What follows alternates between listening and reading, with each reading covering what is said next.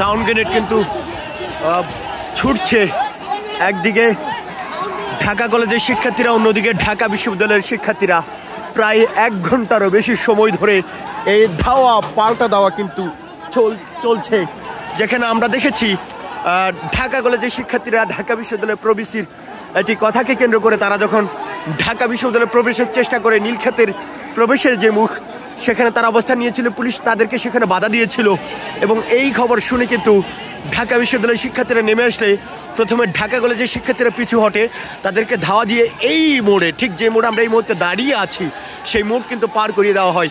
একটু পরেই ঢাকা কলেজের শিক্ষার্থীরা দলবল নিয়ে আবার সামনে আসে এবং ঢাকা বিশ্ববিদ্যালয়ের শিক্ষার্থীরা কিন্তু পিছু হটে। এরপরে আমরা যেটি দেখেছি যে ঢাকা বিশ্ববিদ্যালয়ের শিক্ষার্থীরা আবার সামনে এগিয়ে আসে এবং ঢাকা কলেজের শিক্ষার্থীরা পিছু হটে। এভাবে 3 থেকে 4 বার ধাওয়া পাল্টা দেওয়া চলে এবং বেশ কিছু টিয়ার গ্যাস, সাউন্ড গ্রেনেড কিন্তু নিক্ষেপ হয়। আবার কিন্তু ঢাকা বিশ্ববিদ্যালয়ের শিক্ষার্থীরা কিন্তু এগিয়ে আসছে এবং আমরা দেখেছি ঢাকা কলেজের শিক্ষার্থীরা কিন্তু পিছু হচ্ছে। মাঝখানে পুলিশ ছিল, পুলিশ কিন্তু সরে গেছে। এর মধ্যে দুপক্ষেরই বেশ কয়েকজন আহত হয়েছে, কারণ দুই দিক থেকে কিন্তু ইটপাটকেল নিক্ষেপ করা হচ্ছে। এবার ঢাকা কলেজের শিক্ষার্থীরা কিন্তু পিছু হচ্ছে। এই দীর্ঘ সময় ধরে কিন্তু দুপক্ষের মধ্যে এরকম উত্তেজনা এবং ধাওয়া পাল্টা ধাওয়া কিন্তু চলছে।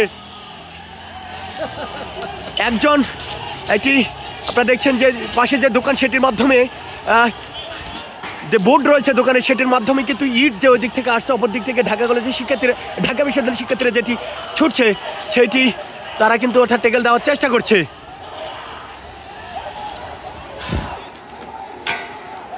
পুরো দুপক্ষের মুখোমুখি অবস্থান একবারে দীর্ঘ সময় ধরে কিন্তু চলছে।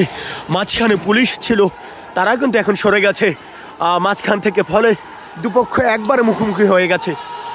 আবার ঢাকা বিশ্ববিদ্যালয়ের শিক্ষার্থীরা এগিয়ে আসছে।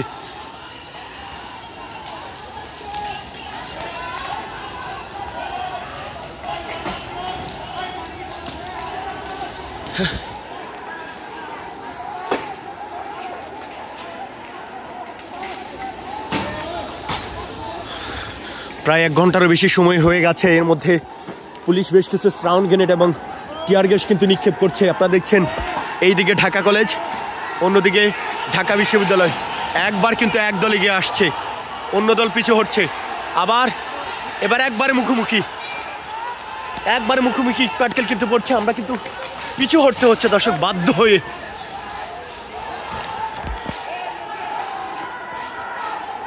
ও মাই গড।